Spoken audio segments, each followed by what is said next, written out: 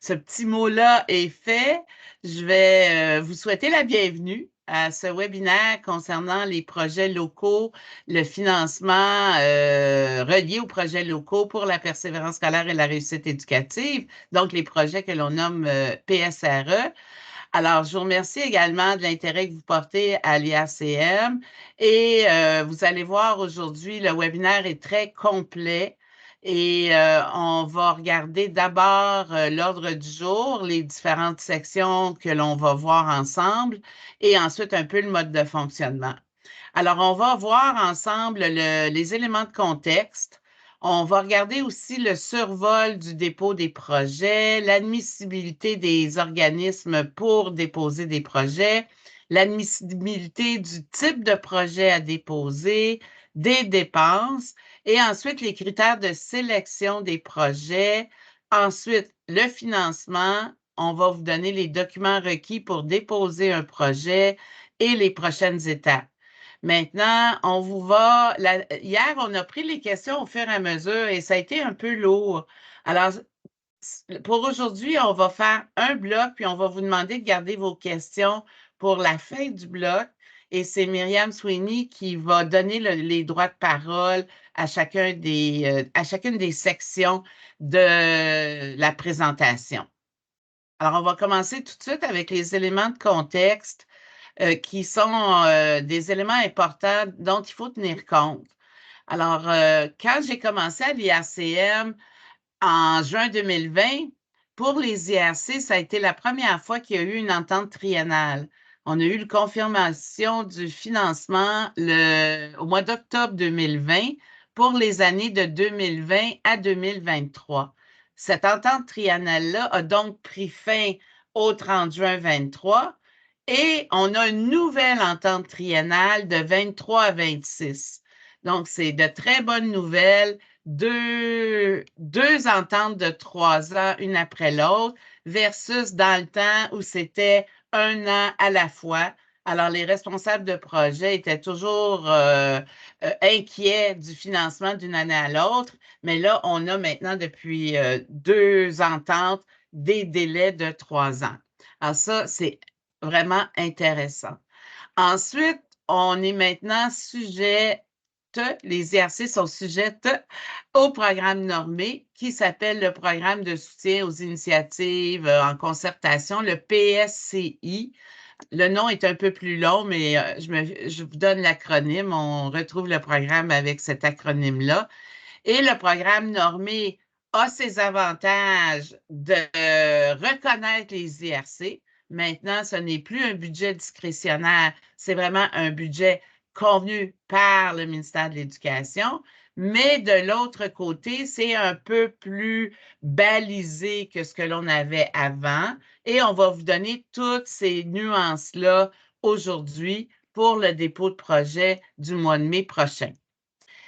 Pour l'année 23-24, on a demandé aux responsables de projet s'ils voulaient reconduire les projets de l'année 22-23 parce que les délais étaient très courts. On va regarder les dates tantôt. Donc, les délais étaient très courts pour aller avec un appel de projet pour déposer des projets. Donc, pour l'année 23-24, ça a été les reconductions des projets pour lesquels les responsables de projet pouvaient le faire.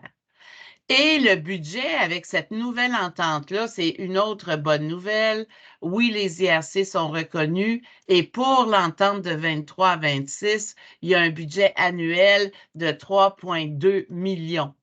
Et sur ce 3,2 millions, il y a 1,9 million pour les projets locaux.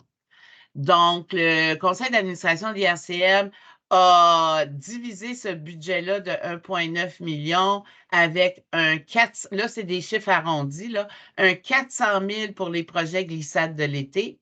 Ces projets-là ont été déposés au ministère pour le 1er mars. On a 1,3 million pour la partie des projets PSRE dont on va parler aujourd'hui, puis un autre 300 000 qui est réservé pour des MRC plus vulnérables. Il y a un 100 000 de trop, là, c'est que Pour la glissade, on n'a pas investi 1,4, on a investi 1,3. Donc, ce 100 000 pas 400 000, 300 000.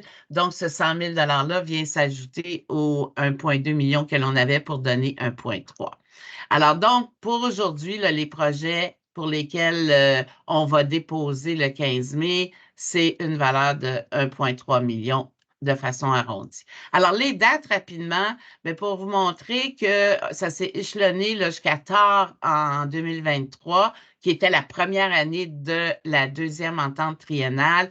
Alors, c'est au mois d'avril que le programme, le PSCI, a été adopté par le Conseil du Trésor. Au mois de juin, on a eu la confirmation d'une avance de fonds parce qu'on avait, oui, un programme normé, mais on n'avait pas encore le financement. Chacune des IRC n'avait pas encore son financement. Et finalement, c'est en novembre qu'il y a eu la signature des documents qui officialisaient l'entente triennale.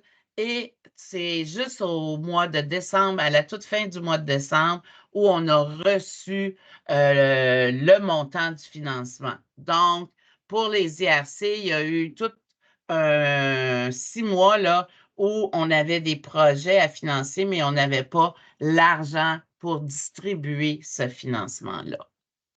Donc, voilà pour les éléments de contexte. Merci Chantal. Je vais poursuivre. Bonjour tout le monde. Moi, mon nom, c'est Manon Borgia. Je suis coordonnatrice au partenariat à l'IRCM depuis 3 ans. Et donc, principalement, j'ai géré justement les différents appels de projet, les SAD de l'été et PSRE jusqu'à maintenant. Donc, ça me fait plaisir de vous voir aujourd'hui. Bienvenue à tous et toutes. Il y a des visages connus, il y en a d'autres que c'est nouveau. Fait que vraiment, comme hier, c'est intéressant de voir qu'il y a des gens qu'on connaît, mais il y en a aussi qui s'ajoutent. Donc, bienvenue tout le monde. Comme Chantal l'a mentionné, là, pour les questions, vous allez voir, j'ai divisé en blocs. Fait qu'à un moment donné, il va y avoir comme une diapo question. Fait qu'à partir des différents thèmes, là, si je peux dire, on va s'arrêter. Fait que faites juste retenir vos questions. Ce ne sera pas à la toute fin, là, mais on va y aller comme de façon un petit peu plus structurée pour se donner la chance de passer à travers toute l'information aussi. Alors, je vais commencer avec un survol, puis dites-vous que les éléments qui sont là, on va y revenir chacun un peu plus en détail, mais c'est pour vous donner une première idée. Donc, le prochain dépôt doit être, vos documents doivent être déposés pour le 12 avril 2024 à minuit. Pour ceux qui sont habitués ou qui ont déjà déposé des projets avec nous, avant, on n'avait pas nécessairement de maximum. Maintenant, il y a un montant avec le nouveau programme, il y a un montant maximum par projet par année qui est de 75 000. Donc, il n'y a aucun projet qui peut aller au-delà de ce montant-là. Et l'IRCM, on s'est mis un minimum de 10 000. Donc, à partir de 10 000 là, jusqu'à 75 000 et ça, c'est par année, par projet. Puis là, je passe tout de suite projet à pluriannuel. Là, quand je parle par année, c'est que, comme Chantal l'a mentionné, on a une entente de 3 ans. On a déjà une année de compléter. Donc, vos projets que vous déposez le 12 avril peuvent avoir lieu soit sur 1 an ou sur 2 ans. Fait que s'ils durent 1 an, ils vont se terminer au 30 juin 2025. Puis si c'est sur 2 ans, ils vont se terminer au 30 juin 2026. Une autre nouveauté, c'est pas tant des fois nouveauté, c'est positif, mais qui peut être positif ou négatif, c'est selon. C'est le minimum de contribution du fiduciaire et ou partenaire, là, ça peut être combiné. Donc, pour les projets de 20 000 et plus, l'IRCM va financer à un maximum de 80 du budget total du projet, ce qui veut dire que le fiduciaire et ou les partenaires doivent contribuer pour un minimum de 20 Pour les projets entre 10 000 et 19 999, on peut encore pour le moment financer à 100 le projet. Quand on parle de documents à remettre, ils sont disponibles déjà là, depuis quelques semaines sur notre site Internet. L'adresse est là. C'est dans la section dépôt de projet PSRE. Donc, le formulaire et grille budgétaire. La nouveauté cette année, c'est que c'est un seul document pour le formulaire de dépôt et la grille budgétaire. Donc, c'est un formulaire Excel avec 2 onglets mais je vais vous le montrer un petit peu plus tard. La résolution du CA, donc, qui vient confirmer le signataire désigné, donc signataire des formulaires, des documents, d'une éventuelle convention d'aide si votre projet est accepté, etc. Donc, ça nous prend cette résolution-là. Le ou les courriels ou lettres d'appui du milieu scolaire. Ça aussi, c'est un aspect qui est nouveau cette année. On va y revenir en détail, mais grosso modo, il faut que chaque projet ait l'appui du milieu scolaire. Ça ne veut pas dire que vous devez avoir un partenaire concrètement impliqué dans le développement ou la mise en œuvre du projet, mais le milieu scolaire doit être informé du projet et doit donner son appui. Quand on parle du milieu scolaire, ça peut être une école, ça peut être le centre de service scolaire. C'est pas mal ça. Ensuite, il y a des lettres d'engagement. Donc, les lettres d'engagement pour tous les partenaires. La nuance, c'est qu'on ne vous demande pas nécessairement de les déposer obligatoirement pour le 12 avril.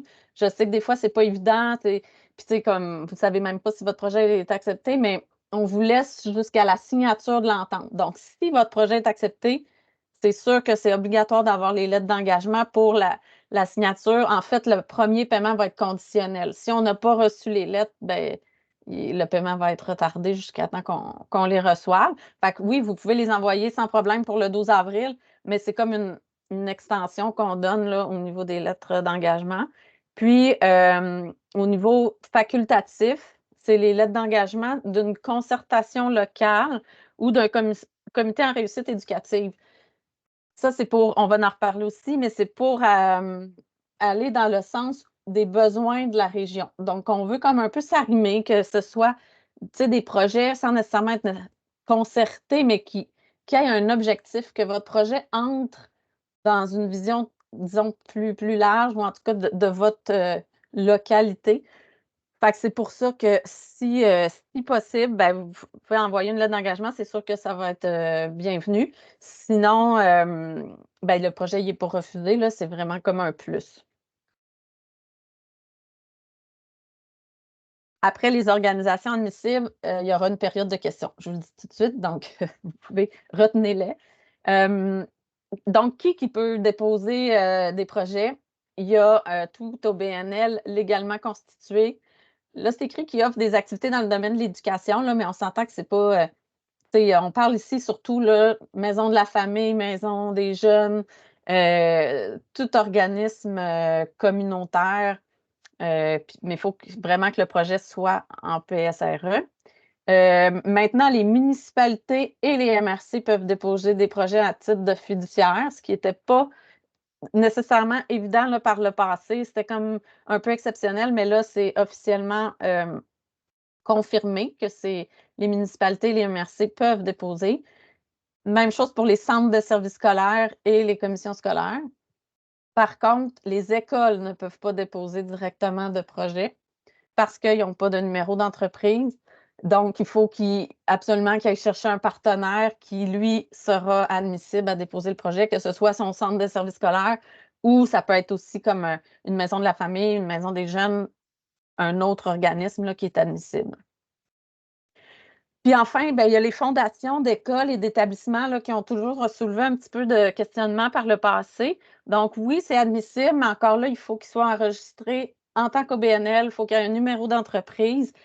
Puis évidemment, il ne faut pas que les projets viennent suppléer aux services que l'école là, ou l'établissement en question doit offrir à ses étudiants.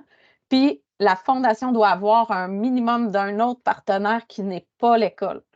Donc, il faut vraiment qu'il y ait un partenaire externe à l'école, avec la lettre d'engagement, comme j'ai parlé tantôt. Fait que ça, c'est ce qui est c'est ce qui est admissible. Ce qui est en rouge, ben, c'est le non admissible. Je dirais pas, vous pourrez le lire, puis tout ce que je dis aujourd'hui là, se retrouve dans le guide qui est sur le site Internet, que je vous invite à relire ou faire lire par les gens qui vont contribuer avec vous à déposer le projet. Fait que c'est important parce que, comme vous voyez, il y a des petites choses. Pour ceux qui sont habitués, des fois, on prend les choses pour acquis, mais il y a des petites choses qui ont changé. Fait que c'est important de les regarder. Fait que les organisations non admissibles, vous pourrez aller le lire. C'est très rare là, qu'on a eu des cas d'organismes qui voulaient déposer puis qui ne pouvaient pas. Puis si vous n'êtes pas certain, ben regardez ça, puis communiquez avec nous, puis on fera des vérifications au besoin. Et voilà, c'est une première période de questions. Donc, si vous avez des questions jusqu'à maintenant, soit sur l'admissibilité de votre organisme ou des questions générales, les informations générales que j'ai données, allez-y.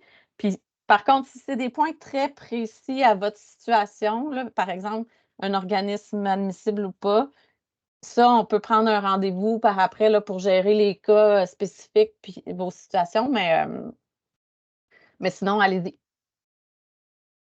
Parfait, Manon. Il y a une première question de Cindy Guertin. Oui, bonjour Cindy. Allô! Salut Manon! Allô? En fait, on dit que le dépôt du projet peut être fait par la MRC. Là, moi, je ne suis pas super familière avec toutes ces demandes-là. Là, c'est nouveau pour moi. Ça veut dire que je vais voir la MRC, puis je lui partage mon projet, puis elle décide si oui ou non elle veut faire affaire. C'est ça que je comprends? Ben oui, tu peux faire ça. Sinon, la MRC, si elle veut initier un projet puis aller chercher des partenaires puis tout ça, ils peuvent le faire. Mais connaissant un peu ta situation, c'est sûr que toi, ben, faut que tu trouves un organisme qui est admissible. Fait que ça peut être ta MRC si tu es proche puis si tu as des contacts. Ça peut être un centre de service scolaire. Ça peut être une maison de jeunes. Fait que n'importe quel des organismes, dans le fond, qu'on a mentionné tantôt, tu peux aller les voir puis s'ils sont intéressés à collaborer avec toi. Puis ils peuvent agir à titre de fiduciaire uniquement, dans le sens que automatiquement, ça va être ça leur rôle, tu sais. Fait que s'ils le font, c'est parce qu'ils t'appuient puis ils ont confiance, là, tu sais, quand tu signes pour Je un pense projet que c'était quelconque. ça, ces écoles, fait que je suis contente la MRC aussi. Ouais. Good. Merci. Parfait. On a une autre question de Jessica Goulet. Bonjour. Moi, ma question, c'est concernant les lettres d'appui et les lettres d'engagement. Comme on travaille étroitement avec les écoles de notre milieu, est-ce qu'on peut jumeler ces deux lettres-là ensemble pour faciliter le processus auprès des directions d'école puis l'appui, ou il faut vraiment que ce soit deux lettres différentes? Ben, je ne sais pas si je vais répondre à la question, mais c'est sûr que si l'école est partenaire, je veux dire, une lettre d'engagement, ça vaut, je veux dire, si elle s'engage, être à l'appui du projet, tu sais. Fait qu'une lettre d'engagement est beaucoup plus, implique beaucoup plus qu'une lettre d'appui. Mais c'est sûr que si, mettons, vous voulez le faire en un, moi, ça ne me dérange pas. C'est juste qu'il va falloir que je l'aille pour le 12 avril. OK, parfait. À ce moment-là. Parfait. Ça va être à votre tour, Geneviève Bellemare, de pouvoir poser votre question à Manon. Merci. L'aide d'engagement, c'est l'école qui va nous recommander des élèves, c'est bien ça? Ça peut être au niveau du recrutement, oui, ou OK, du parfait. référencement, mais ça peut être, on s'engage à prêter un local ou on s'engage à. OK. En tout cas, là, j'ai comme un blocage. Un engagement d'une manière ou d'une autre, parfait. Voilà, c'est ça. Donc, avec une lettre d'engagement de cet ordre-là, est-ce qu'on va chercher aussi une lettre d'appui de la commission scolaire ou du... Non, c'est ça que je mentionnais à la question précédente. Tu sais, dans le fond, si tu as une lettre d'engagement d'une école ou en tout cas du milieu scolaire, je veux dire, ça sert de lettre d'appui par le fait même. C'est plus pour des projets Parfait. qui n'ont pas nécessairement le milieu scolaire impliqué concrètement dans le projet, qu'eux, il faut qu'ils fassent une démarche comme supplémentaire. Puis, en passant, je ne l'ai pas mentionné, mais on a un exemple de lettre d'engagement sur le site Internet. On n'a pas de lettre d'appui, mais ça pourrait se faire, mais en tout cas, il y a une lettre d'engagement pour l'instant. J'ai une autre question. Dans les noms retenus comme organisme qui peut déposer, je ne vois pas mettons, le CISSS. Est-ce que ça veut dire qu'ils peuvent déposer? Ouais, bonne question. Bonne question. Je ne sais pas. Ce serait comme mon sésame, si c'est possible. On a Air Ouverte qui est vraiment all-in sur le projet. Puis on a un sérieux problème d'engagement comme fiduciaire de notre commission scolaire. Donc, si ça peut être le porteur de projet, je serais vraiment contente de l'apprendre. Qui serait directement le 6, là? Ce serait la responsable de Air ouverte, en fait. C'est comme une branche mi-communautaire, en tout cas, c'est dans le développement social. Là. Mais est-ce que Air ouverte, si tu vas sur le registre des entreprises, est-ce qu'ils sont là puis est-ce qu'ils sont ouverts comme à titre d'OBNL? Bonne question. Je pose la question tout de suite à ma répondante. Il y a ça que tu peux t'informer. Sinon, moi, je vais quand même m'informer au niveau des 6 parce que j'avoue que c'est pas ceux qu'on retrouve le plus souvent dans les projets, mais tu sais, plus ça va, plus peut-être que oui. Fait que je vais m'informer un 6 s'il peut être fiduciaire. Parce que, tu sais, ils travaillent déjà avec la clientèle qui est ciblée, puis ils sont vraiment partie prenante dans la réussite là, avec cette ouverture-là de air ouverte, justement. Fait que, mais vérifie avant s'ils ne sont pas eux-mêmes enregistrés au registre des entreprises. Ben, je vais regarder ça. On en parlait juste avant qu'on ouvre. Puis si tu n'es pas sûr de, tu sais, en regardant comment ils sont enregistrés, ben, tu m'enverras le nom exact, je pourrais regarder de mon côté, là, puis je pourrais te redonner. Parfait. Excellent. On a encore 3 interventions pour ce bloc-ci. La prochaine personne, c'est Gabrielle Gélina Saint-Ours. Oui, bonjour. Juste pour répondre tantôt à notre collègue, que je ne sais pas son nom parce qu'elle est en petit carré. Air ouverte, c'est vraiment une branche du CISM. Donc, je ne pense pas que ce soit enregistré au niveau des entreprises, malheureusement. Ma question, c'était au niveau, là, tantôt, Chantal parlait du 1,3 million qui était en PSRE. Est-ce que c'est divisé par MRC par la suite, vous, de votre façon, ou par Est-Ouest Centre, ou c'est vraiment global Montérégie, puis on se pile pas ses pieds? Non, même pas qu'on se pile ses pieds, mais des fois entre petites MRC, là. Je peux commencer la réponse puis laisser Manon poursuivre. Disons que le 1,3 million est pour l'ensemble de la Montérégie. Mais ensuite, lorsqu'on analyse les projets, on regarde d'où proviennent les responsables de projet et à l'analyse, je vais laisser Manon compléter pour la partie de toute la région. Merci. Ben, en fait, parce que je sais qu'il y a certains autres organismes là, qui financent des projets qui vont comme déjà répartir puis dire, mettons, la MRC d'Acton a un montant de temps, Longueuil, etc. On ne fonctionne pas comme ça pour le moment.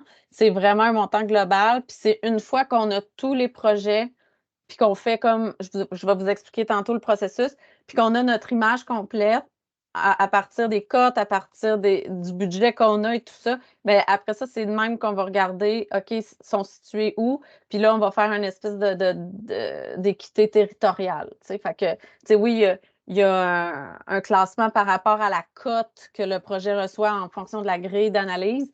Mais au-delà de ça, après ça, on va regarder, OK, mais est-ce qu'on couvre un peu pas mal toute la région selon ce qu'on reçoit? Parce que, tu sais, si j'ai un territoire qui ne dépose pas de projet, ben pour l'instant, on ne court pas après. Là. Fait qu'on fait avec ce qu'on a, puis on essaye de couvrir le plus possible sans nécessairement. Tu sais, c'est sûr, si c'est un projet qui est comme vraiment pas admissible parce qu'il manque trop d'éléments ou tout ça, on n'acceptera pas un projet s'il n'est pas comme conforme, valide. Mais, tu sais, à projet égal, là, après ça, on regarde la répartition. Merci. Bienvenue. La prochaine question vient de Sonia Desbiens. Bonjour, oui, Sonia, bonjour. Bonjour. Bonjour, ça va? En fait, j'imagine que la réponse est oui, mais je veux vérifier. C'est que je voudrais savoir si une concertation locale qui n'est pas enregistrée, mais qui a des représentants d'organismes, s'il y a un fiduciaire, par exemple, d'attitré, est-ce que c'est possible de faire un dépôt de projet pour une concertation? Merci.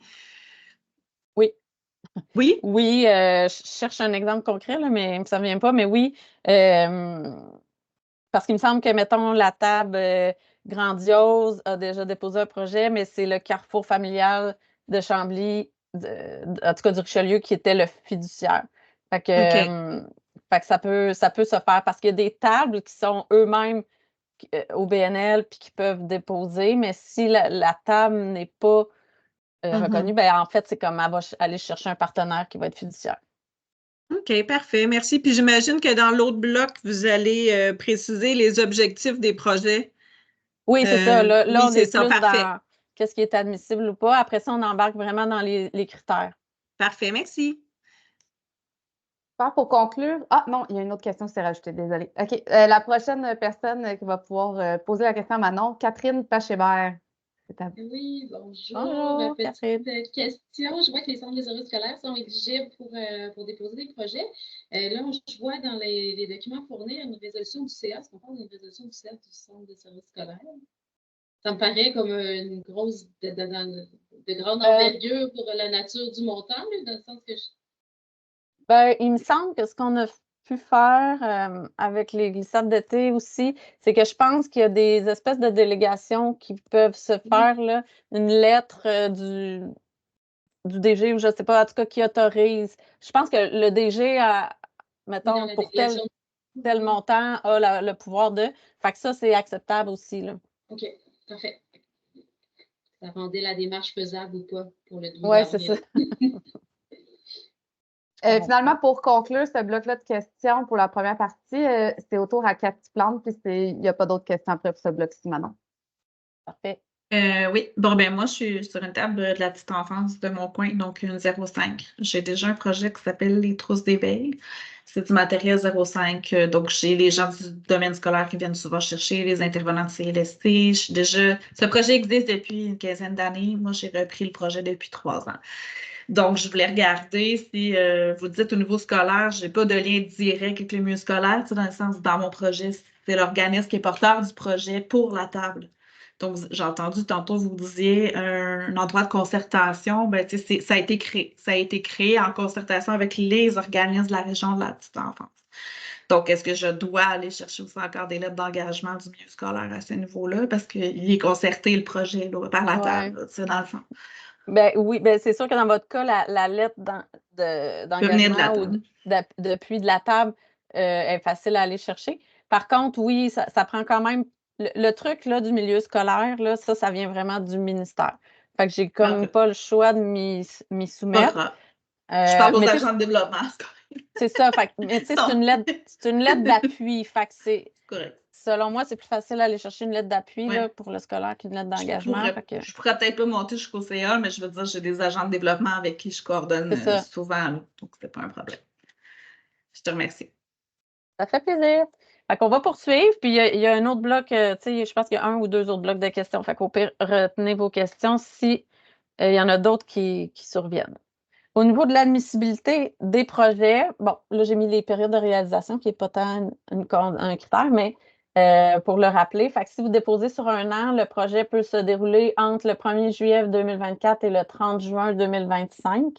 Si c'est sur 2 ans, c'est entre le 1er juillet 2024 et le 30 juin 2026. Les jeunes ciblés. Donc, ça, j'ai mis ça ici parce que les projets doivent cibler prioritairement les jeunes vulnérables. Et là, je vous ai mis qu'est-ce que le ministère définit comme jeunes vulnérables.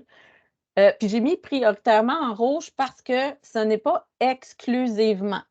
Donc, c'est sûr que les projets qui touchent ces clientèles-là vont peut-être avoir comme un pointage un peu plus élevé là, dans la grille d'évaluation que vous pouvez retrouver d'ailleurs dans le guide en annexe. Vous allez avoir tout le détail, comment que c'est évalué. Mais ce n'est pas parce que vous ne ciblez pas, par exemple, des jeunes dans ces catégories-là que le projet est exclu. Fait que ça, c'est important là, parce qu'au niveau de la glissade, ça a créé beaucoup de confusion. Fait que je tenais à le préciser, mais c'est sûr que c'est quelque chose qui est priorisé. Et la définition de vulnérable, là, on a ce que le ministère considère comme vulnérable. Si dans des cas X, pour vous, les jeunes que vous ciblez, c'est peut-être pas spécifiquement là-dedans, mais pour vous, il y a une vulnérabilité, bien, définissez-la puis expliquez-la. Je donne souvent l'exemple des années là, de la pandémie. Bien, tout le monde était tous les jeunes étaient devenus un peu vulnérables. Fait que, ça l'englobait un peu tout le monde. Là, on est sorti un peu de cette période-là. Fait que c'est de préciser si jamais vos jeunes ne rentrent pas dans les catégories de vulnérabilité qui sont écrites là. Donc, Prochain critère, être lié aux besoins de la région. J'ai brièvement abordé le sujet tantôt. Donc, les actions doivent effectivement, là, évidemment, être effectuées en Montérégie. Donc, même si l'organisme, c'est sûr qu'on souhaite que l'organisme soit officiellement sur le territoire de la Montérégie, mais des fois, ce n'est pas le cas, mais les actions, par exemple, doivent être effectuées en Montérégie. Et le projet doit répondre à des enjeux existants et identifiés localement. Fait que c'est là qu'on fait un peu la cohérence avec une concertation locale ou un comité en réussite éducative. Mais comme je vous disais, c'est pas pour le moment, c'est pas obligatoire, mais c'est sûr qu'on tend de plus en plus à essayer qu'il y ait une cohérence entre tout ça. Donc, c'est pour ça que si vous avez une lettre d'appui, d'une table de concertation, d'un comité en réussite éducative, ben ça donne un petit plus à votre projet. Se dérouler en dehors des 25 heures d'enseignement, ça aussi, là, c'est quelque chose hier qui a soulevé énormément de questions.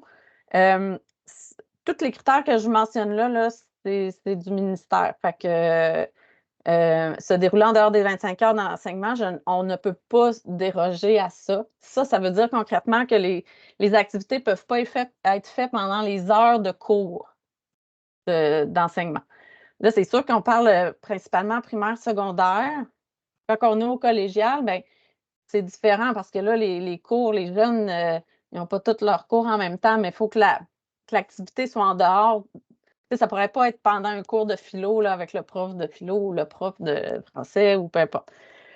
Fait que c'est ce qu'on veut dire là-dedans. Puis évidemment, c'est pour éviter le double financement. Fait que ce qui veut dire que grosso modo, les projets, ben, c'est en parascolaire. Fait que ce soit le matin avant le début des cours, le midi après l'école ou le soir, fin de semaine, etc. La question qu'on a posée hier, c'est est-ce que les maternelles 4 ans et 5 ans sont considérées dans ces 25 heures-là? Puis ça, j'avoue que c'est nébuleux, là, fait que je vais le valider avec le ministère parce que quand je m'étais informée, là, si on pouvait avoir des exceptions, il avait été catégorique que non. Mais là, je veux juste savoir si les maternelles 4-5 ans rentrent là-dedans. Fait que ça, on pourra vous revenir, là, vous donner l'information d'une façon quelconque, soit dans la foire aux questions que je vais mettre comme de façon plus évidente sur le site Internet. Ensuite, on veut favoriser la collaboration avec les acteurs du milieu. Donc, c'est là que je reviens à l'appui du milieu scolaire. Donc, ce que le ministère mentionne, c'est que le projet doit être convenu avec l'école, le centre de service scolaire ou la commission scolaire, s'assurer que les besoins des élèves sont pris en compte. Le milieu scolaire est en faveur du projet, puis courriel ou lettre d'appui obligatoire pour confirmer ceci. Mais encore, je le répète, ça ne veut pas dire que le milieu scolaire doit être partenaire. Il n'y a pas d'entente précise à avoir avec le milieu. S'il veut être impliqué là, comme partenaire officiel, concrètement, il n'y a aucun problème, c'est encore mieux. Mais je veux dire, ultimement, une lettre d'appui, ça ne demande pas qu'il y ait une entente, ça ne demande pas qu'il s'implique, c'est juste qu'il est comme mis au courant du projet puis qui est comme en faveur de ce projet-là. Puis, au niveau des partenaires, ben, c'est ce que je l'ai expliqué tantôt aussi. Donc, c'est sûr que d'avoir minimalement un partenaire ou plusieurs, c'est fortement encouragé. Bien identifier les partenaires. Dans le formulaire, il y a une section au niveau du partenariat. Donc, oui, nommer le ou les organismes partenaires, mais aussi leur rôle. C'est quoi qu'ils font? Est-ce qu'ils font du référencement? Est-ce qu'ils participent au niveau, ils fournissent du matériel? Est-ce qu'ils prêtent des ressources humaines, etc., etc.? Et la lettre d'engagement obligatoire, comme je l'ai mentionné tantôt, pour tous les partenaires à remettre au plus tard à la signature de l'entente. Donc, ce n'est pas obligatoire pour déposer votre projet, mais si votre projet est accepté, là, on n'aura pas le choix de les demander. Puis, c'est conditionnel au premier versement, là, comme je l'ai mentionné tantôt. Fait que je crois que je vais juste vérifier là, pour rien oublier. Voilà. Ensuite, prochain critère, reposer sur des actions reconnues efficaces selon la recherche, donc des données probantes. C'est sûr qu'on va encourager des approches éprouvées et soutenues. En fait, c'est parce qu'il y en a qui ont de la misère un petit peu avec ce critère-là, du pourquoi que ça s'est mis là, mais c'est beaucoup pour venir justifier, OK, tu as un projet, tu veux atteindre certains objectifs avec ton projet, tu choisis de faire X activités, mais qu'est-ce qui fait que ces activités-là, tu penses que tu vas réussir à atteindre tes objectifs? Y a-t-il quelque chose qui est de la recherche ou dans des données probantes qui montre que ce type d'activité-là, peut-être pas l'activité précise, mais du moins vient encourager, exemple, la persévérance scolaire, là. Fait que l'exemple que je donne souvent, c'est un projet avec les arts. Ben, tu sais, les gens, ils ont trouvé comme des données ou une recherche, quelque chose qui démontrait que, tu sais, l'art est bénéfique pour la persévérance scolaire. Fait que c'est dans cette optique-là que ce critère-là est là. Ça va être évalué au niveau de la qualité du projet, là, si vous regardez la grille d'évaluation. Pas besoin d'en mettre 14, là, tu sais, comme 1, 2, 3, c'est suffisant. Pas besoin de, tu sais, juste la référence, c'est suffisant. Pas besoin de copier-coller tout le libellé de vos références.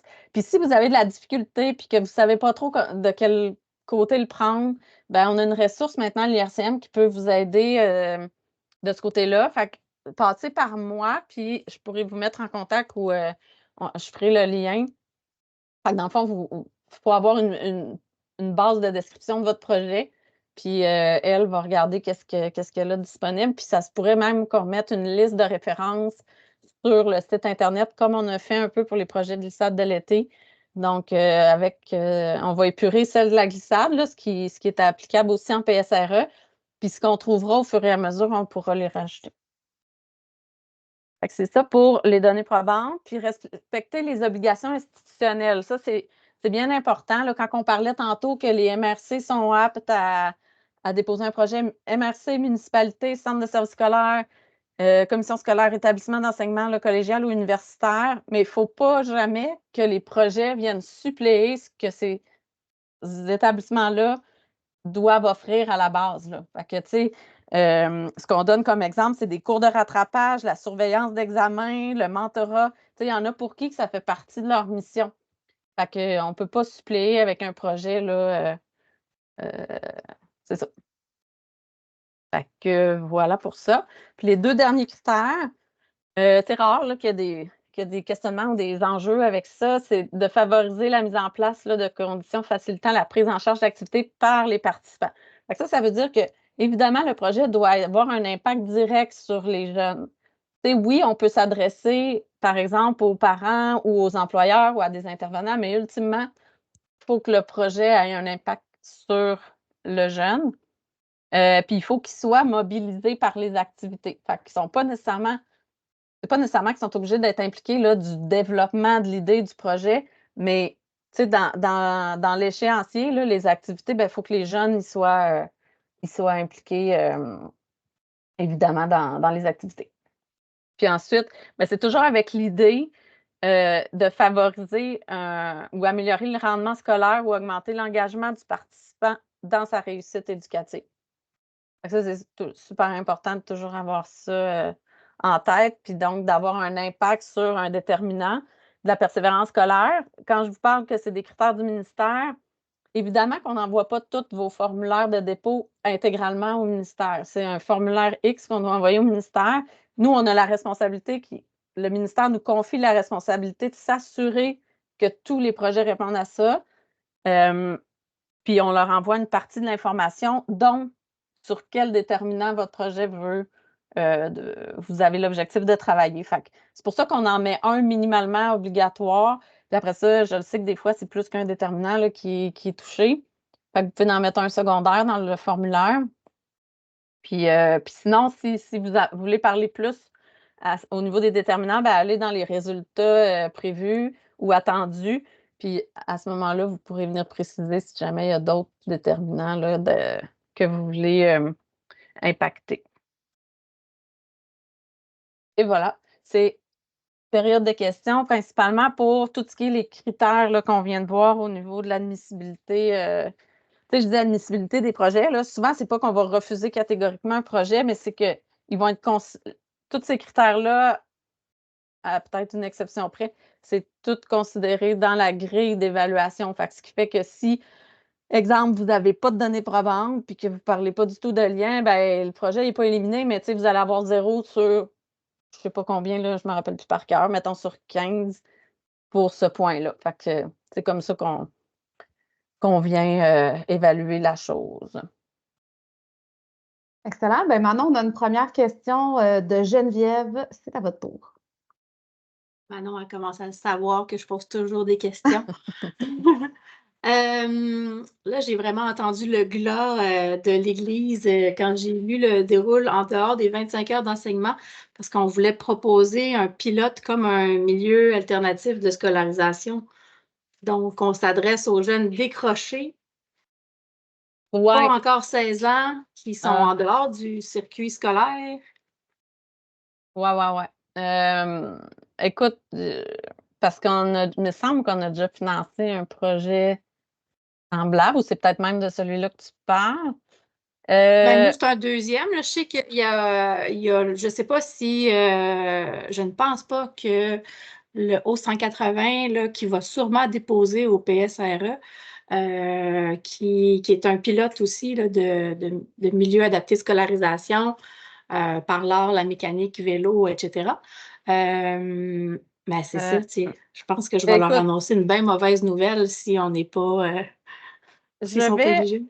je vais reprendre en note la question. Parce que par le passé, avant cette année, là, il y avait des exceptions pour le 25 heures d'enseignement qui étaient, OK. entre autres, les décrocheurs. C'est ça, c'est Mais vraiment notre mais cible. Là, c'était tu sais, on a 16 ans, tu sais, c'était à partir de 16 ans, vu que 16 ans sont plus obligés d'aller à l'école.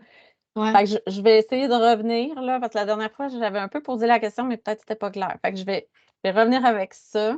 Mais si tu peux Nous, juste dans le cas m'envoyer. qui nous concerne, c'est vraiment les 14-15 ans, tu sais, qui devraient être à l'école, ils sont obligés d'y aller, mais ils n'y vont pas. Puis c'est ça qui nous chicote le plus parce que Mais ton quand tu projet, décroches là, au il secondaire, se fait-tu dans une classe de français? c'est à l'extérieur, c'est vraiment un milieu adapté de scolarisation pour Ouais, les c'est ça. jeunes.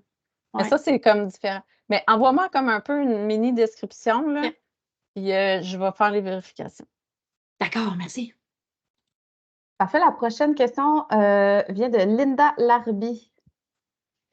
Oui, bonjour, je suis Linda du 2159, un organisme sur Longueuil. En fait, j'ai un peu les mêmes questions, à savoir le 25 heures d'enseignement. C'est vraiment le gros point noir pour moi, pour les projets qu'on aimerait présenter. Puisque si on va même sur les critères des jeunes qui sont souvent, ils fréquentent plus d'écoles où c'est très compliqué. On a des projets qu'on est en train de mettre en place, notamment de la boxe, où on a des partenariats avec les écoles, où en fait mes intervenants sont dans les écoles. Oui, il manque un peu un cours, mais ça permet aussi le raccrochage scolaire, ça permet de revenir à l'école, d'avoir. Donc c'est un peu particulier parce que tous les projets qu'on a, c'est beaucoup de jeunes en difficulté et à risque. Donc j'ai comme deux catégories, c'est-à-dire la délinquance et la criminalité et l'exploitation sexuelle ou les risques d'exploitation sexuelle. Et ces jeunes-là ne viennent plus à l'école ou ont beaucoup d'absence. Donc, nous, on va dans les secondaires, on fait des ateliers, des choses comme ça. Mais si on veut les approcher, ça va être pendant les périodes de cours parce que c'est comme ça qu'on veut les arrimer à nouveau au système scolaire. Donc, c'était ça mon point noir. Quand j'ai vu ça, je fais « Oh, ça va être très compliqué ». Parce qu'en fait, on ne supplée pas à la mission de l'enseignant parce qu'on ne fait pas… voilà, c'est ça. On n'est pas en train de proposer quelque chose que l'école propose. On est en soutien à l'école pour que l'élève puisse arrimer à nouveau les bancs de l'école.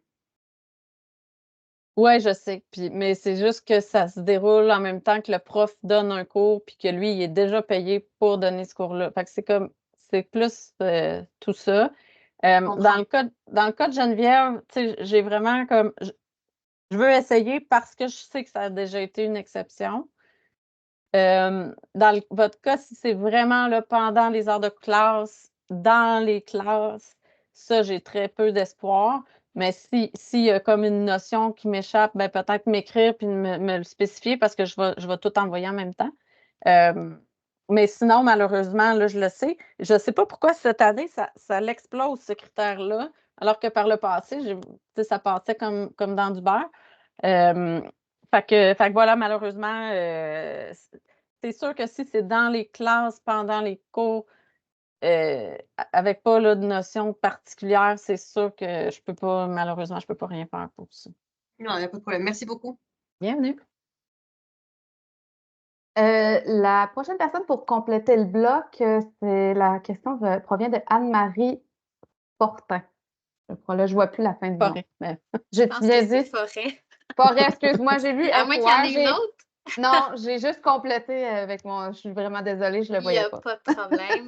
T'aurais pu dire Forest, mais c'est pas vrai. Désolée. Dans le fond, c'est là, je sais là, que tu avais dit, Manon, que tu allais vérifier pour les 4-5 ans. Je me dis, si c'est offert pendant les heures, par exemple, une période papillon, où est-ce que l'enfant n'est pas avec son professeur, là, tu sais, il y a des moments là, dans les blocs d'heures où est-ce qu'ils sont comme c'est quelqu'un du service de garde qui vient surveiller le groupe. Est-ce que ça serait une possibilité? Parce que on fait déjà des ateliers en parascolaire, mais quand on s'adresse à des 4-5 ans, fin de journée, vers 3-4 heures, l'objectif, l'atteinte est plus difficile. Là. Je veux dire, ça se fait, c'est juste que c'est beaucoup plus difficile d'atteindre nos objectifs dans cette optique-là parce qu'ils sont en fin de journée complètement brûlés, tandis que souvent, ces périodes-là, ben, c'est plus après la sieste, donc ils sont encore disponibles et ils ne seraient pas avec le professeur. Donc, on essaie de voir là, si ça serait des possibilités, ça. Ben, j'avoue que je ne connais pas beaucoup cette notion-là. Tu pourras juste me l'écrire. L'écrire en résumé. Mais, tu sais, les projets peuvent avoir lieu avec le service de garde. Tu sais, ça oui. Je sais que c'est clair. Mais sinon, ta notion, là, tu peux m'écrire, puis je vais en profiter quand je vais poser la question pour les 4-5 ans, là, d'intégrer cette espèce de notion-là. Parce que sinon, si je peux, je le proposerais là. Puis sinon, ben, je m'organiserais pareil en fin de journée avec le service de garde. C'est juste que c'est ça. C'est plus dur d'aller atteindre nos objectifs quand l'enfant est complètement en fin de journée puis brûlé là, à 4 ans là, ou 5 ans. Là. Donc, non, je comprends. Fait que juste me souligner un petit peu ces périodes-là que moi, je connais moins. Là, fait que, que je sois plus précise. Merci. Parfait, merci. Alors, juste une petite question. Je ne sais pas si c'était une autre intervention pour Linda ou si c'était une ancienne main, là, comme on dit virtuellement. Ah, je pense que c'était correct. Oui, je pense que oui. Fait que c'est complet pour ce bloc-là, Manon. C'est bon. Donc, ben, là, maintenant, je vais passer même la parole à Chantal. On rentre dans ce qui est au niveau des dépenses qui sont admissibles, non admissibles. Alors, merci Manon. Effectivement, vous allez voir tantôt dans les documents requis, il y a un document concernant le budget à déposer. Alors, il y a certains types de dépenses qui sont admissibles et certains autres types de dépenses qui ne le sont pas. Alors, on va regarder tout d'abord les dépenses admissibles, donc vous pouvez déclarer comme dépenses reliées au projet. Alors, tous les salaires, les avantages sociaux, mais d'employés affectés au projet. Donc, il faut vraiment que ce soit démontré que les salaires et les avantages sociaux déclarés dans le budget soient vraiment associés au projet. Les frais généraux liés à la réalisation du projet, si vous avez, par exemple, un local supplémentaire à louer pour que votre projet prenne forme, si vous avez du matériel, des fournitures de bureau achetées pour le projet, c'est admissible.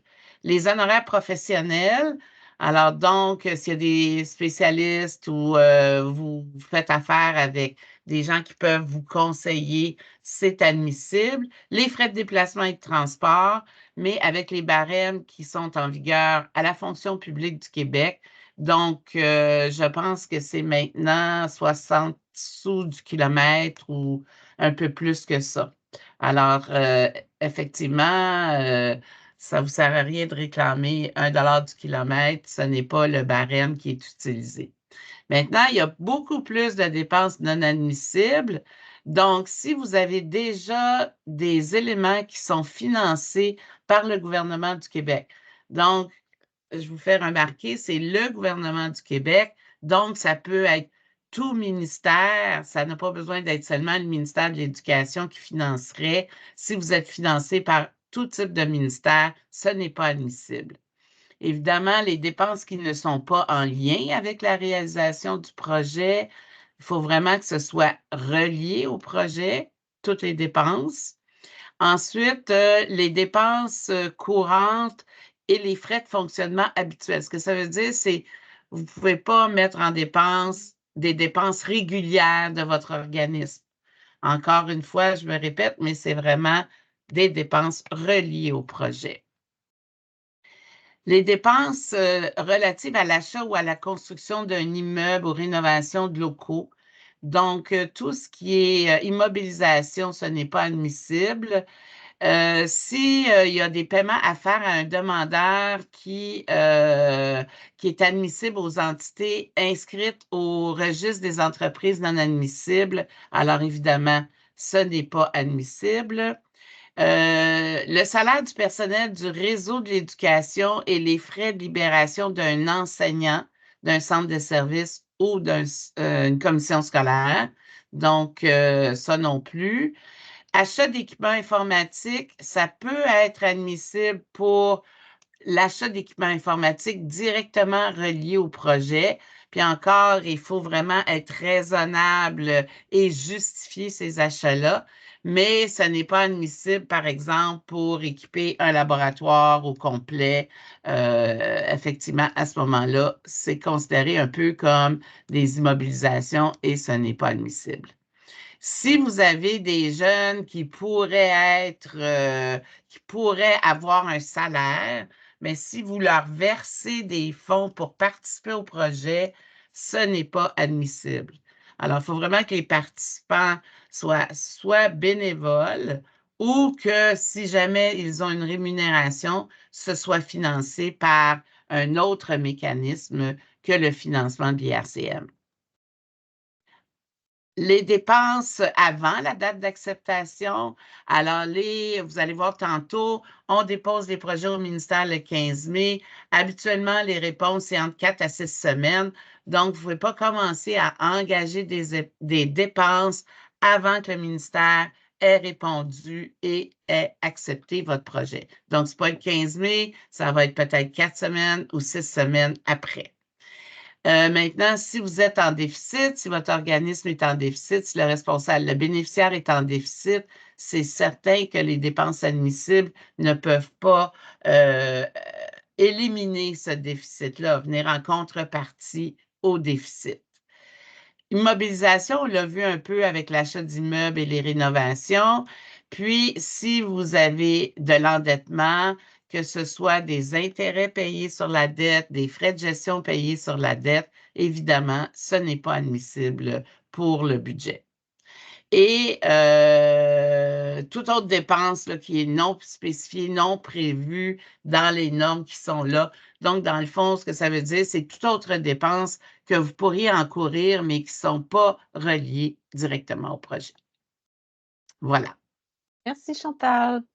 Avant de passer aux questions, là, parce que je sais que les dépenses, ça génère souvent des questions, on va quand même, il y a quelques diapositives à regarder, dont les généralités. En fait, c'est que les dépenses en ressources humaines, c'est les seules dépenses qui peuvent représenter jusqu'à 100% de votre projet.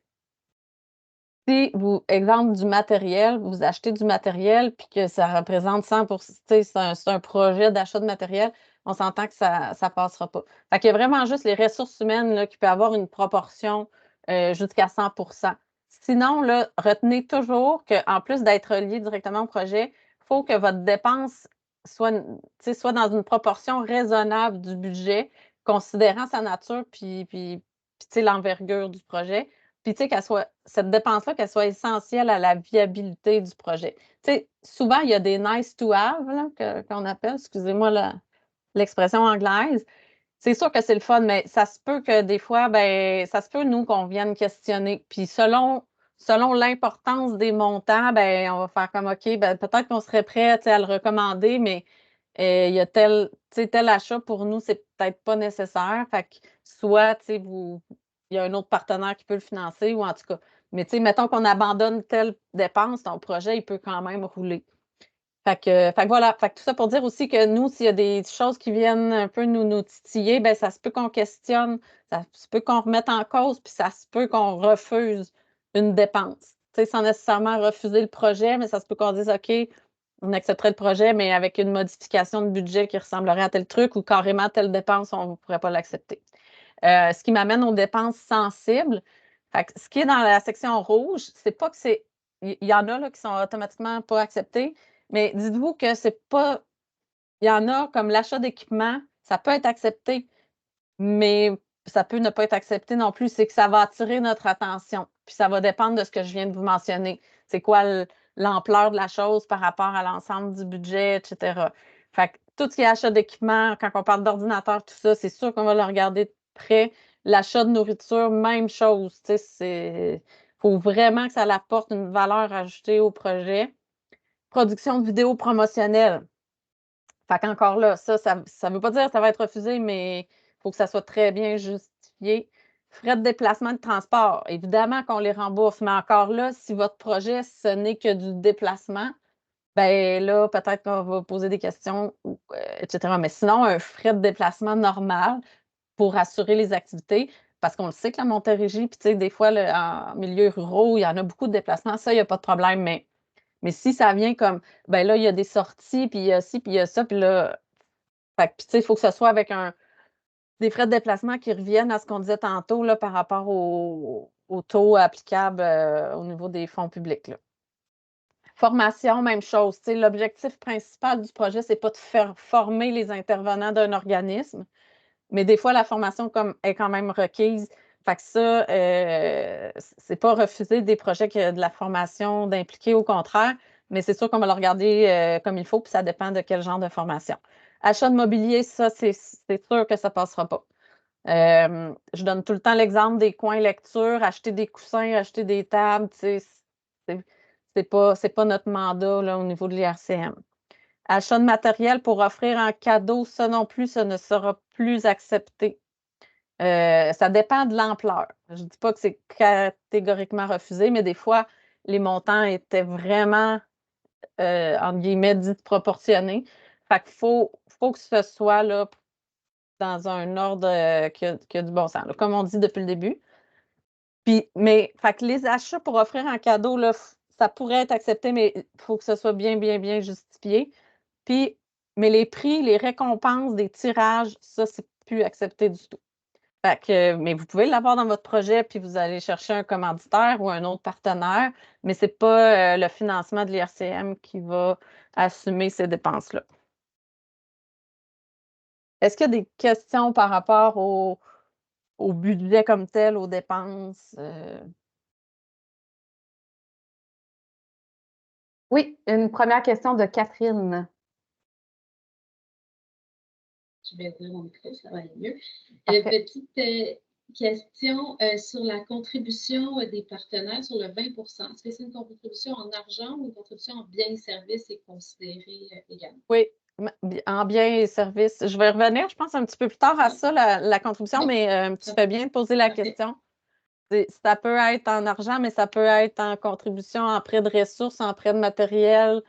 Tu sais, l'important, dans le fond, là, c'est, avec la notion de contribution, c'est de montrer l'image globale du projet avec tous tes partenaires impliqués. Je sais que des fois, il y en a que c'est des méga projets, puis ça peut paraître compliqué, mais allez-y au moins de façon large, là, sans que ce soit tout détaillé. Mais, fait que, c'est de voir, là, mettons, je dis n'importe quoi. Mettons, tu as Desjardins là, qui te finance pour tel truc, ben, mettez-les dans la colonne partenaire. Si tu as, dans ton cas, un organisme communautaire qui fournit, je ne sais pas, là, telle activité, puis, ben, tu sais, leur temps, ça vaut quelque chose, tout ça, mais fait que, de le mettre. Tout ce qui est du temps de personne, tout ce qui est, tu sais, ultimement, là, même un local, mettons, ben, tu ne mettras pas ton loyer au complet là, en dépenses, mais tu sais, si tu as un frais par rapport à ce local-là, ben, tu peux faire un prorata par rapport à ton projet, tu sais.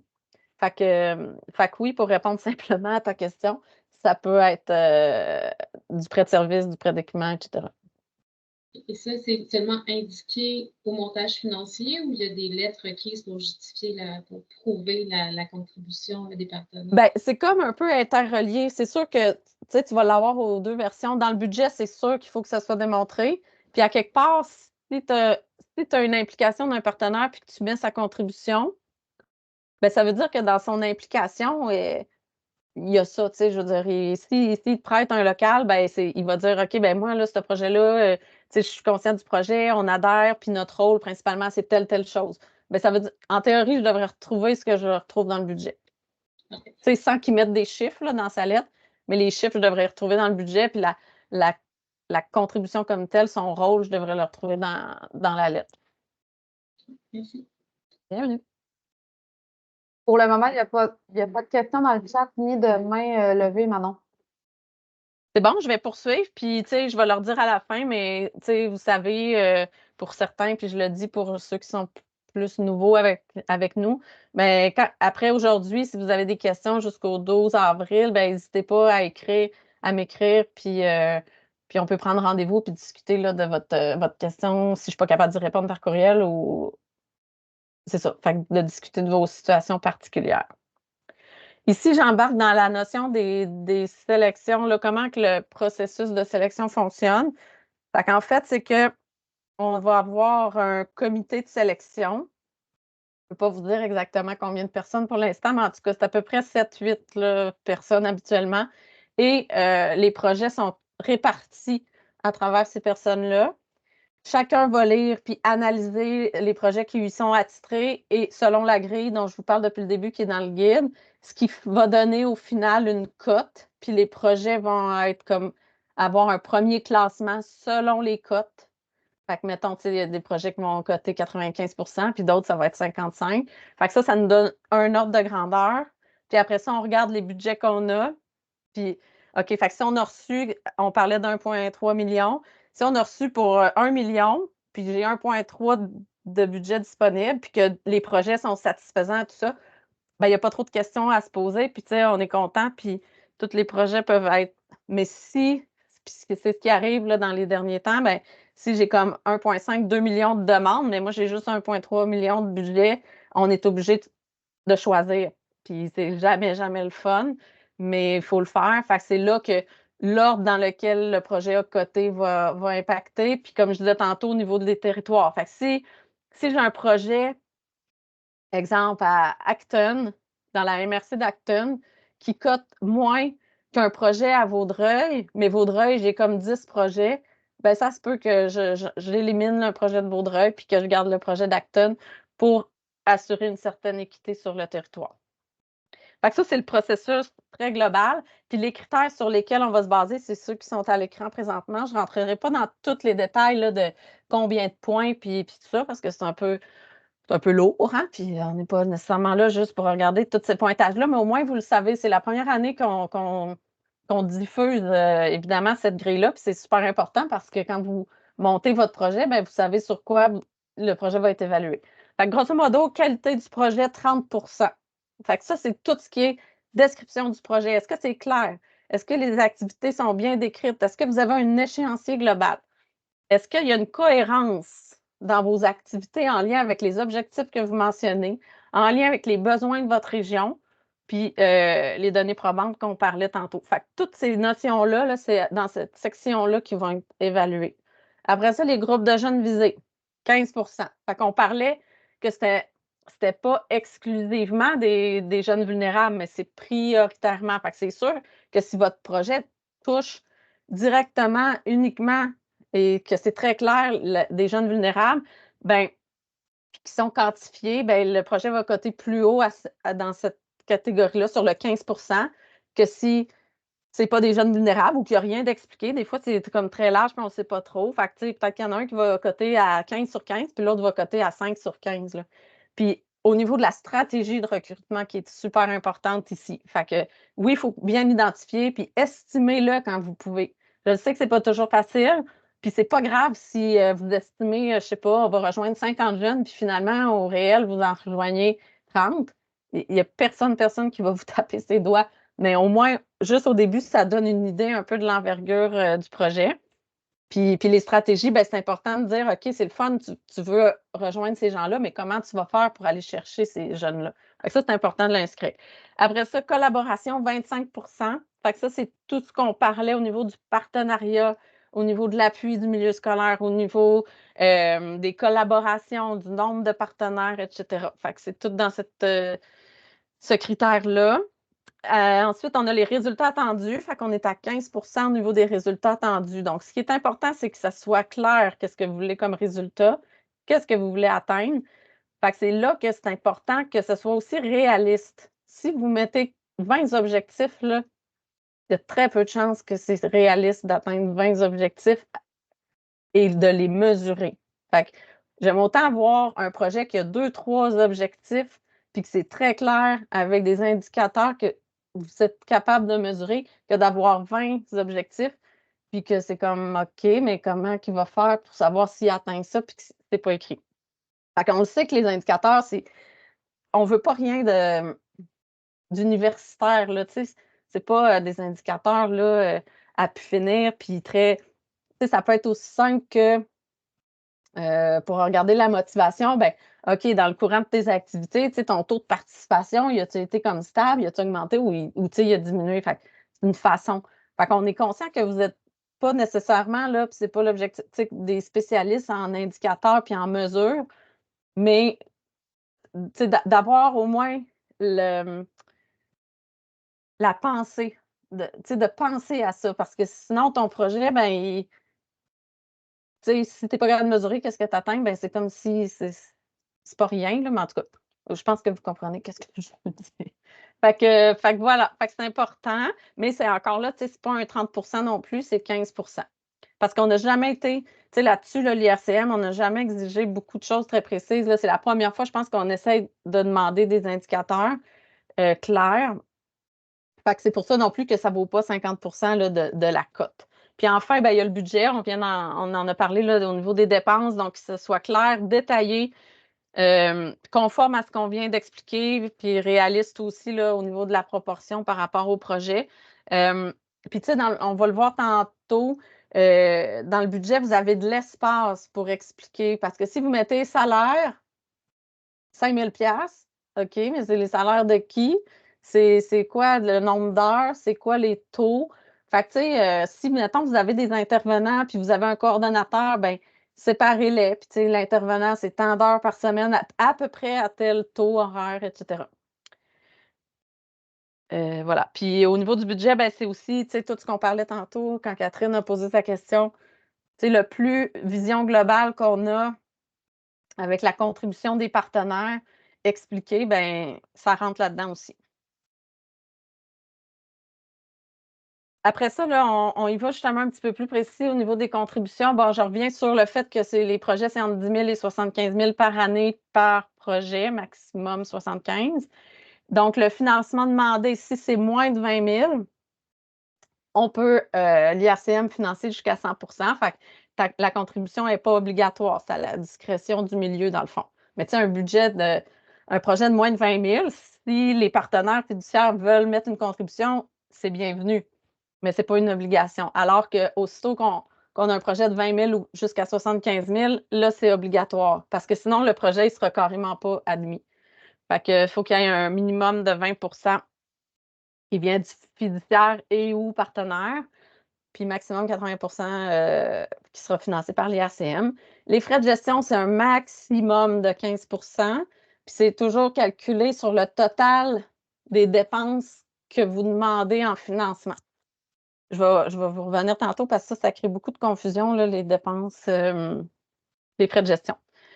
La durée du financement, on l'a mentionné là, à quelques reprises, fait que ça peut être sur 1 an ou 2 ans, donc 24, 25, 25, 26, avec les dates qu'on a mentionnées déjà. Puis là, je voulais vous montrer des exemples de contributions. Fait que si on prend un projet qui a un budget total, là, le projet de 80 000, bien, à 64 000, c'est le maximum que l'IRCM peut financer. Puis il faudrait qu'il y ait un 16 000 qui vient des partenaires fiduciaires. Si on est à 80 000 encore de projets, bien, l'IRCM, elle peut aller jusqu'à 80 mais elle peut aller à moins. Là. Fait que, tu sais, mettons 56 000, j'étais à 70 mais de l'autre côté, les partenaires fiduciaires, bien, eux, ils vont financer jusqu'à 30 avec 24 000. Fait que ça, c'est bon aussi. Par contre, si j'ai un projet de 80 000 puis qu'on demande 72 000 de financement, bien là, je suis à 90 fait que ça ne fonctionne pas. Même si je suis en bas de mon 75 000 maximum, je dépasse le 90 de contribution que l'IRCM peut fournir. Puis ici, du côté des partenaires, bien, il y a juste 10 Puis encore avec l'exemple du 80 000, si on me demande 77 600, ben là, en plus que je suis à 97 de financement, qui est beaucoup plus que 80, ben je dépasse mon 75 000 par année. Fait que c'est sûr que ça ne fonctionne pas non plus. Est-ce qu'il y a des questions par rapport au processus de sélection, les critères? Je vous invite d'ailleurs à la regarder, la grille de critères, quand vous allez monter vos projets, puis à la contribution là, des partenaires. Pour le moment, j'en vois pas. Il y a juste eu un commentaire que je l'ai mentionné de Cathy. Elle dit les indicateurs, ça commence à apparaître justement dans les projets. Non, il n'y a pas de Il n'y questions. a pas de questions. Ben, je vais poursuivre. Il est 16h12. En théorie, on a jusqu'à 16h30. Fait que je vais accélérer un petit peu parce que je voudrais vraiment pouvoir vous montrer les formulaires comme tels. Donc, en résumé, les documents requis, c'est pour le 12 avril à minuit. Il faut que vous fournissiez formulaire et grille budgétaire. Comme je vous rappelle, c'est un seul document maintenant que je vais vous montrer tantôt. La résolution du CA qui confirme la personne qui a les droits, l'autorité de signer puis d'engager une demande de financement. Courriel ou lettre d'appui du milieu scolaire. Je ne l'ai pas mentionné tantôt, mais ce n'est pas obligé d'être une lettre officielle. On accepte là, un courriel, mais un vrai courriel, là, une copie du courriel. Faites pas un copier-coller dans Word puis m'envoyer. Comme ça ne marchera pas. Là, fait que juste comme imprimer en PDF votre courriel. Puis les lettres d'engagement avec la date extensionnée pour la remettre jusqu'à la signature si votre projet est accepté. Puis si vous avez une lettre d'appui d'une concertation, vous pouvez aussi la joindre. Tout ça doit être envoyé à mon adresse madame.borgia@commercial-irc-montérégie.ca. Puis tout est disponible sur le site Internet, là, à la section projet PSRE. Ah, fait que là, je vais vous montrer les formulaires. Donc, est-ce que vous le voyez relativement bien? C'est assez gros. Je vais le grossir encore. Je vais le grossir un peu. Fait que voilà, c'est un fichier Excel. Puis vous voyez dans le bas, vous avez deux onglets. Fait qu'il y a un onglet comme turquoise, là, qui est le formulaire comme tel de dépôt. Puis le jaune-orange, c'est la grille budgétaire. Donc, les deux onglets, évidemment, sont à compléter. Fait que la première partie, puis c'est la première fois qu'on le fait comme ça. Fait que si jamais vous rencontrez des problématiques techniques, avisez-nous parce qu'on va le corriger. Puis comme c'est la première fois, ben il y a peut-être des choses là qu'on n'a pas vues. Alors, la première partie, c'est vraiment les informations par rapport à l'organisme fiduciaire. Il y a toute la notion de logo là, pour certaines versions d'Excel, ça ne fonctionne pas de la façon que c'est écrit de le faire. Fait que si ça ne marche pas, cassez-vous pas la tête, mais joignez votre logo dans votre courriel quand vous allez envoyer la demande. Ensuite, les coordonnées des personnes responsables. Donc, évidemment, il va y avoir la personne désignée là, dont on veut les coordonnées. Mais si il y a une personne qui s'occupe du projet dans le day-to-day, là, que c'est avec elle qu'on est mieux de communiquer, en dehors des trucs administratifs, bien, indiquez aussi c'est qui cette personne-là. Le projet, bien là, c'est ici que vous allez venir un peu le décrire. Donc, son nom, les dates de début et de fin. Je vous dis, mais la date de début, là, essayez d'être le plus précis, réaliste possible, parce que la date de début va faire foi d'une première reddition de compte partielle pour ceux qui vont avoir des projets sur 2 ans. Fait que ça a un impact là-dessus. Donc, financement demandé. Oui, on demande si le projet a déjà été financé. Non, on ne refusera pas un projet qui a déjà été financé. Puis non, pas besoin d'avoir une notion de nouveauté ou d'innovation particulière. Mais c'est sûr que s'il a déjà été financé, bien, ce qu'on aimerait savoir, c'est OK, bien, qu'est-ce qui vient justifier, selon vous, de le refinancer à nouveau? C'est quoi la valeur ajoutée de ton projet? Ça a été quoi les impacts par le passé? Fait que c'est d'expliquer ça brièvement, inscrire les montants que vous voulez pour l'an 1 puis l'an 2. Si vous ne voulez pas dans 2, bien, vous mettez 0. Mais on ne peut pas avoir juste pour l'an 2. On se concentre sur 24-25. Si vous voulez poursuivre 25-26, c'est correct. Mais on ne fait pas de projet uniquement pour 25-26 à ce moment-ci. Ensuite, c'est la description sommaire de votre projet. Ça, c'est important, hein, que ce soit bien clair sans que ce soit comme trop. Fait que c'est juste d'essayer d'être concis. Les déterminants, les dimensions éducatives qui sont touchées, le résumé, les activités prévues. Quand je disais, c'est important de préciser les activités.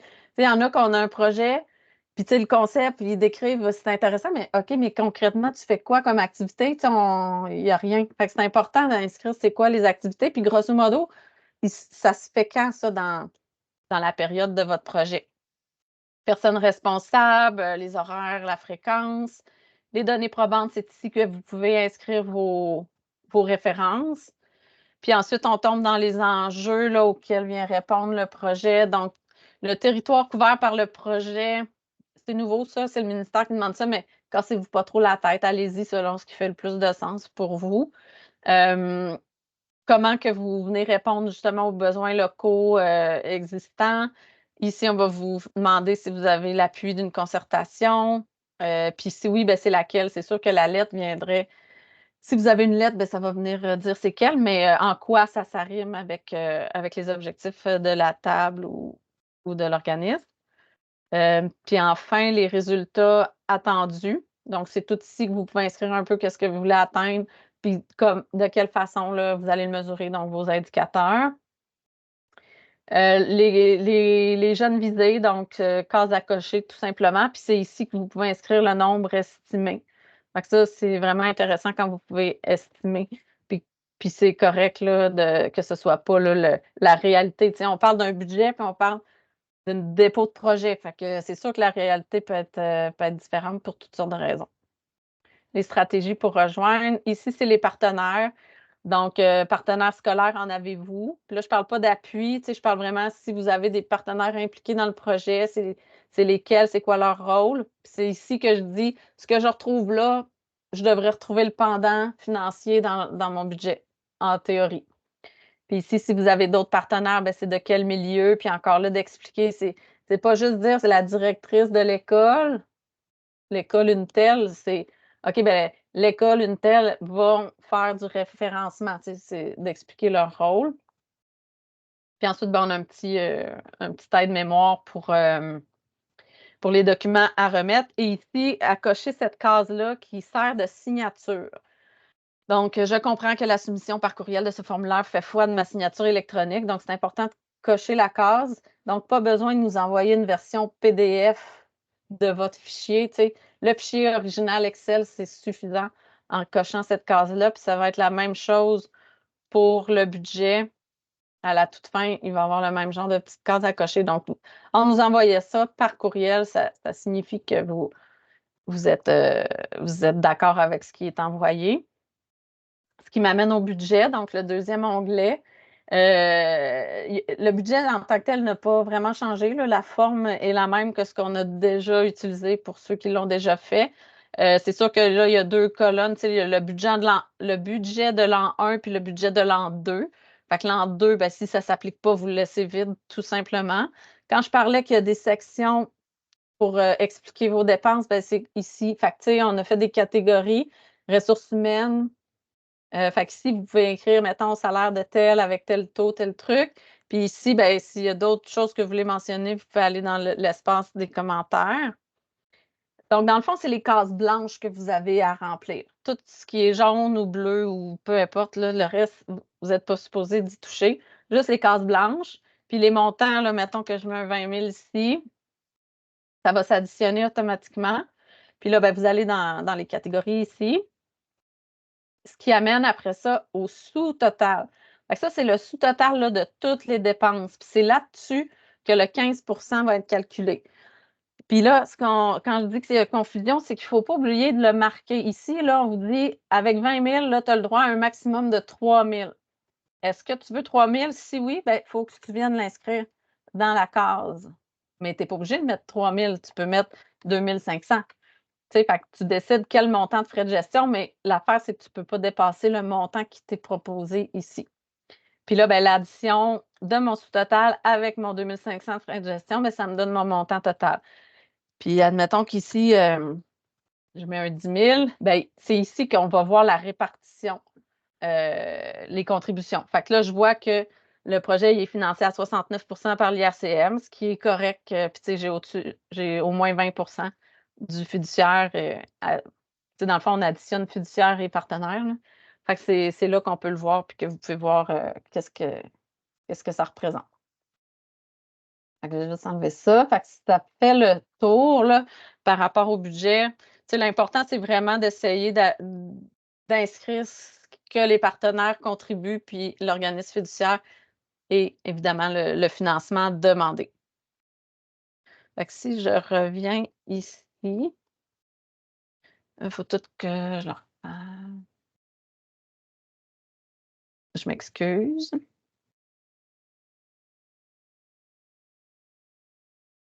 Fait que ça m'amène aux prochaines étapes. Donc, encore une fois, je rappelle le 12 avril à minuit pour le dépôt des projets. Ensuite, c'est la recommandation des projets. Donc, nous, après le 12 avril, on va vérifier les dossiers. Est-ce qu'on a tout ce qu'il faut? On va faire l'analyse des projets puis un classement préliminaire. Fait que tout ça se fait du 15 au 9 avril au 9 mai à peu près. Le comité de sélection final devrait avoir lieu le 10 mai et l'envoi au MEC se fait pour le 15 mai. C'est à partir de ce 15 mai-là qu'on doit calculer 4 à 6 semaines pour l'approbation. Une fois la recommandation au MEC, donc quelques jours, là, dans la semaine qui suit le 15 mai, vous devriez recevoir soit un courriel qui va confirmer que votre projet a été recommandé au MEC, soit malheureusement une lettre de refus si votre projet a été refusé, puis avec les explications là, du pourquoi. Puis ensuite de ça, ben, c'est ça. On attend l'approbation des projets. Fait que 4 à 6 semaines à partir du 15 mai. Aussitôt qu'on les a, ben, il y a une confirmation de financement qui est envoyée aux responsables. Puis dans les jours, semaines qui suivent, il y a une convention d'aide financière qui va être faite, ainsi que le premier versement. Puis ça m'amène à parler des versements. Là, j'ai encore un petit peu de temps. Il y a un petit changement, là, surtout pour les projets qui sont sur 2 ans. Fait que, mettons un projet d'une année qui est accepté, ben, à la signature de l'entente, là, vous recevez 75 du montant approuvé. Puis, à la fin de votre projet, vous recevez un maximum du 25 final. Puis, je dis un maximum parce qu'on ne verse pas automatiquement le 25 on y va selon tes dépenses réelles. Fait que si c'est moins que 25 ben, c'est moins, mais on ne peut pas aller plus. Les projets sur 2 ans, encore là, il y a 75 de ta première année qui va être versé à la signature de l'entente. Puis après ça, il y a un 25 lui, franc, qui va être versé à la reddition de compte partielle. La reddition de compte partielle, ça va être environ 1 an après la date de début. C'est pour ça que quand je vous parlais tantôt de date de début, si vous mettez une date de début au 1er septembre, ben, la première reddition de compte partielle va être quelque part pas loin du 1er septembre. Mais ça, je vais vous aviser. Les dates vont être précisées dans votre entente, puis on va vous fournir un petit formulaire. Les redditions de compte partielles, là, c'est vraiment, je pense que je vous le dis après, mais c'est vraiment pas compliqué. Puis vous n'avez pas besoin de retourner dessous ou quoi que ce soit. Fait que c'est l'avantage, c'est que même si vous n'avez pas tout dépensé, vous pouvez garder les montants pour votre deuxième année, puis c'est à la fin de la deuxième année que là, c'est la reddition de compte complète, puis que s'il y a des montants qui n'ont pas été utilisés, etc., ben là, il y a un remboursement à faire ou l'IRCM vous doit des sous là, pour compléter le tout. Puis ça, c'est nouveau. La notion de reddition de compte partielle, c'est nouveau pour nous aussi. Fait que c'est pour ça que, des dates, c'est le ministère qui, moi, me le confirme quand ils vont approuver les projets. Fait que je ne peux pas vous le dire maintenant, puis ça dépend de la date de début du projet. Puis c'est sûr que moi, s'il faut que je le donne à telle date pour le ministère, ben il va falloir que je vous le demande un petit peu, avant. Mais comme je vous dis, c'est pas grand-chose, là, c'est pas compliqué.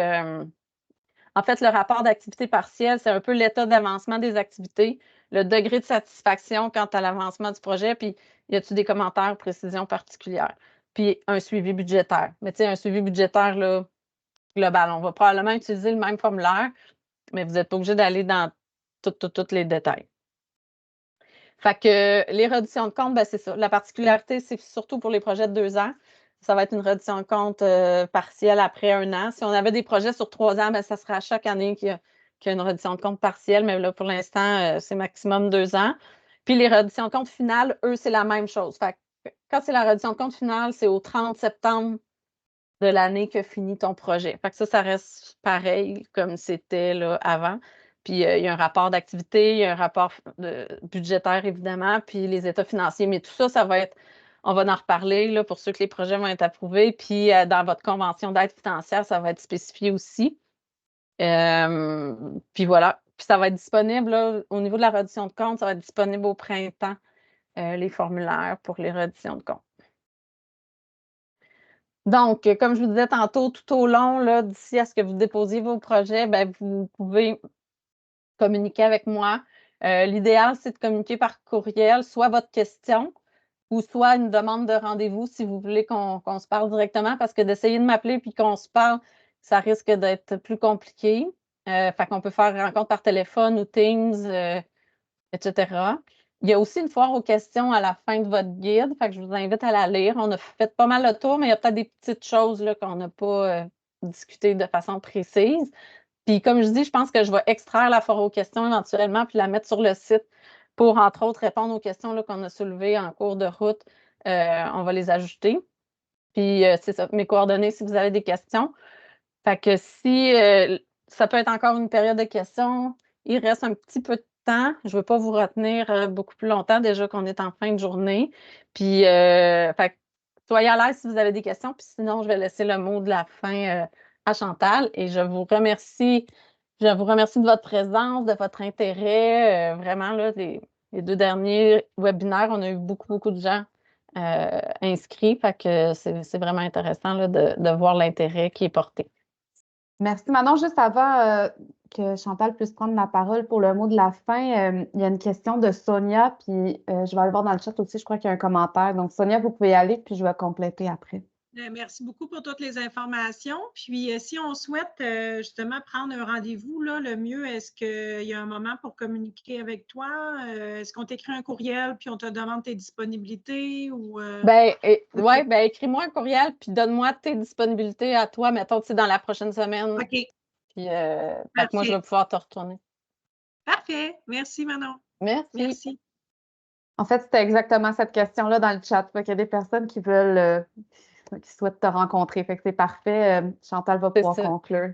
Alors, je peux conclure à 7 heures. On est arrivé à pile dans le temps. Alors, félicitations à Manon pour cette présentation.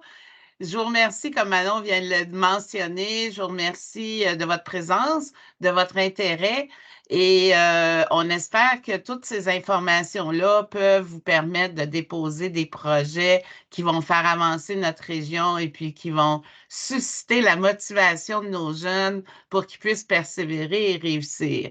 Je vais vous souhaiter une bonne fin de journée. Et comme on l'a mentionné, n'hésitez pas soit à nous poser des questions, soit à prendre rendez-vous. Alors, l'IRCM est là pour vous soutenir dans vos dépôts de projets et ensuite faire le suivi comme on vous l'a expliqué avec le ministère de l'Éducation. Alors, merci et bonne fin de journée. Merci beaucoup tout le monde. Bonne fin de journée. Au revoir. Au revoir. Au revoir.